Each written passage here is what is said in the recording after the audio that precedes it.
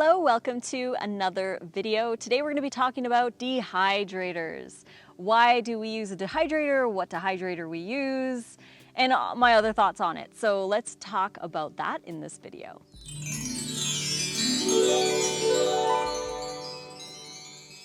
Thank you so much for joining me today. We're going to be talking about all things dehydration. But before we begin, you can enjoy 40% off any or all of our raw vegan recipe ebooks. The code is rawfood40. The link is in the description box below. And we do have recipes that use dehydrators in some of our ebooks. So I wanted to talk about that today. Dehydrators, we use the Excalibur 9 tray. We actually have 3 of them. We both had a dehydrator before we got together, and then Excalibur generously gifted us another dehydrator. So we have 3, and we typically use 2 if we're doing a lot of stuff like making a lot of kale chips, or maybe even Thanksgiving dinner. We do a lot of dehydrated stuff. So we do use dehydrators. We love dehydrated foods. Now, dehydration is not the same as cooking because cooking involves higher heats. Dehydration, for it to can be considered raw food, should be under about 115 degrees Fahrenheit. Some people say 118 or 120. I like to keep it under 115. 110 seems to be a really good temperature that I like to use. So just to keep it raw and to keep it just dehydrated instead of fully cooked. I don't consider it cooked food. I consider it another form of raw food because if you look in nature, fruit that falls from the tree dehydrates naturally in the sun. So we're basically just sun drying our food without the sun. We're just using the heat and the fan. So the fan is going to blow air through the dehydrator and basically take any of the moisture away so that it becomes more dry. So we use dehydrator. We have a bunch of recipes that involve the dehydrator, like our burgers. You need a dehydrator to make our burgers. They're so awesome. The burger recipes typically make around 3 to 6 patties, depending on how thin you make them, how round you make them, that kind of thing. So you can make the patties, let them in the dehydrator for anywhere between 1 to 6 hours. Depends on how many nuts you have in there. If it's a low-fat burger, it might need more time. If it's a thicker burger, it's gonna need more time.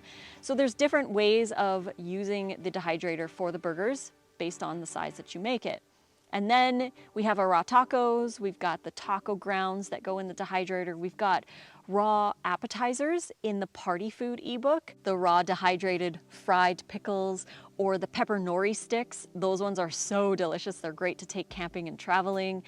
You can make kale chips in there. You can do all kinds of really fun stuff. You don't always need to use a dehydrator, but it's a great tool to add more variety in how you prepare your foods and to include different textures into your foods.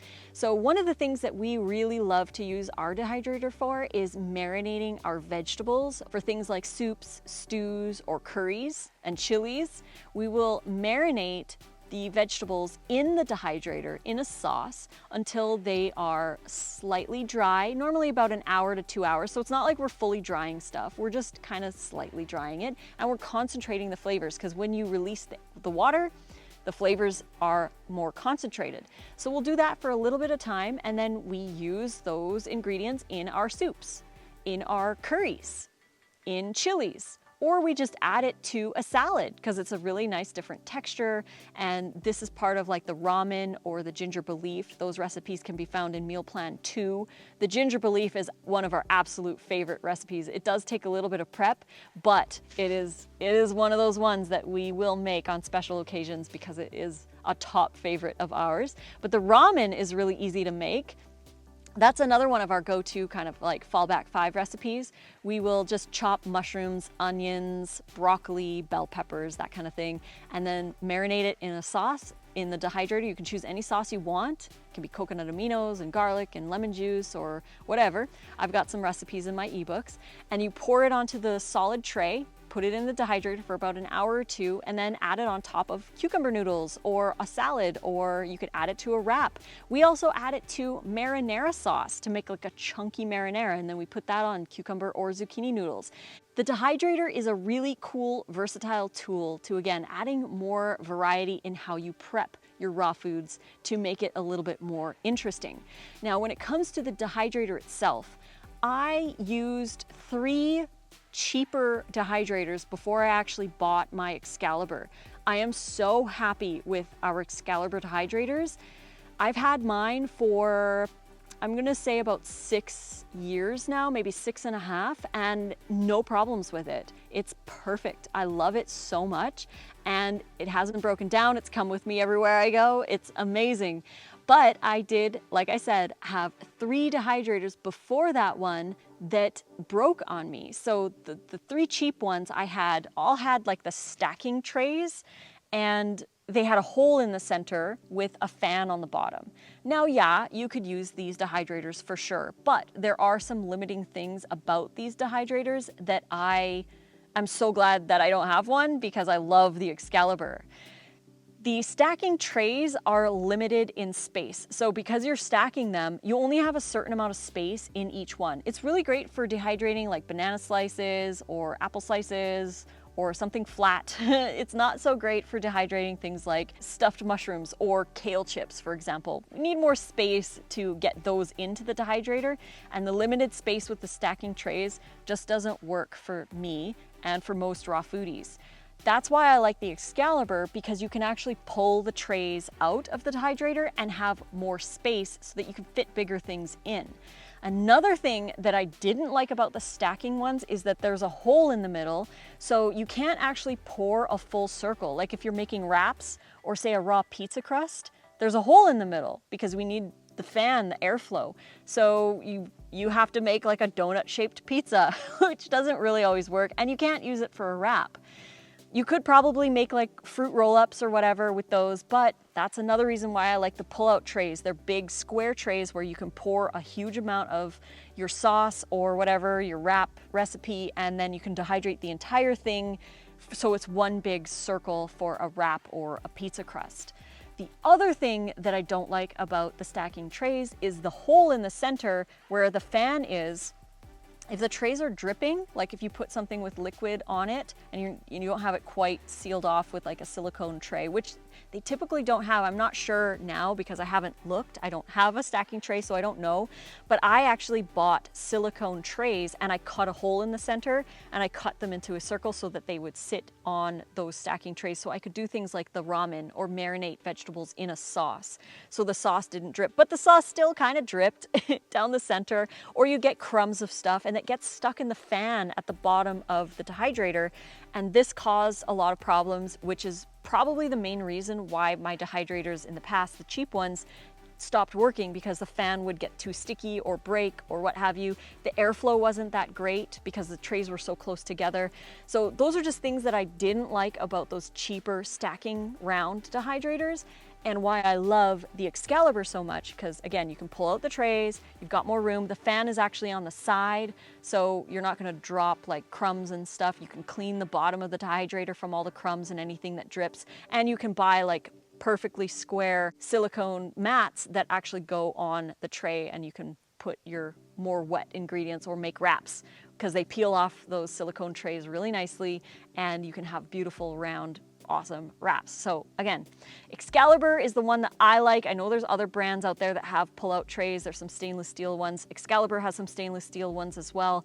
So if you were looking for an Excalibur dehydrator, you can click the link in the description box below. Sometimes they have great sales, like 20%, 25% off. I've seen 30% off in their website. You have to go to their website to see if they have a discount code going right now, and grab yourself a dehydrator if it's something that you are interested in including. It is an amazing tool, not necessary for a raw vegan diet. You can definitely get away with not using a dehydrator, but if you're looking for like different variety of things, if you're trying to convince other people of raw food's amazing and you want to try to provide them with something familiar like a raw burger or some tacos, it is a great tool to have. And finally, one of the most awesome things that a dehydrator can do is it can preserve food. So if you have extra herbs that you bought that were fresh, like, you know when you buy a big pack of dill because you want to make something with dill in it, and then you don't want dill the next day, but you have all this dill, you can actually dry it in the dehydrator, make your own dill seasoning. Like, you can put it in a jar and have dried dill. You can do that with oregano and rosemary and all kinds of other fresh herbs that you buy from the store. You can dehydrate them when you get home. We also dehydrate our extra microgreens. So when we make our trays of microgreens, sometimes we can't eat them all, so we will cut all the microgreens, put them on a tray and dehydrate them, and then grind them up into a powder, which is really easy. You just like crumple it up in your hands, and those powders we actually add to dressings. We'll add a teaspoon or two, just a little extra nutrients, whatever, right? We'll do that as well. So it's a great way of lessening food waste. And we love to buy in bulk. Like when we went to LA with John Kohler, we bought so many heads of celery. We bought 36 heads of celery for 18 bucks, and they were organic too. So I chopped those all up, and one of the bags that we chopped, we actually dehydrated. So now we have dehydrated celery, and we also dehydrate other things like bell peppers and jalapeno, tomatoes. We dehydrate all kinds of stuff so that we have stuff that we can make our cold soaks with. Our cold soaks are things that we take when we go hiking or camping, or for example, days like today. We came out here to beautiful Valley of Fire. It's a state park in Nevada, and we'll bring our cold soak with us so that we can eat without having to make a big salad. It's a cold soak where we take it hiking or backpacking. It's a great kind of a survival item that's raw, because we've got all the raw foods in there. It's just been dehydrated. So we have to drink more water when we eat dehydrated foods. But again, it's a great addition to a raw vegan diet if you're looking to expand your creativity and get some new textures into your life. So hope you guys enjoyed this video. If you did, please click like. Don't forget to subscribe to my YouTube channel. If you want to get notifications whenever I post a new video, click the little bell.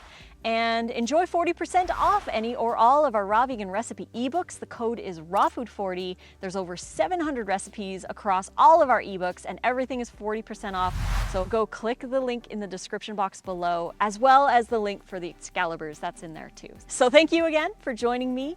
Hope to see you on the next one. Until then, fruit on.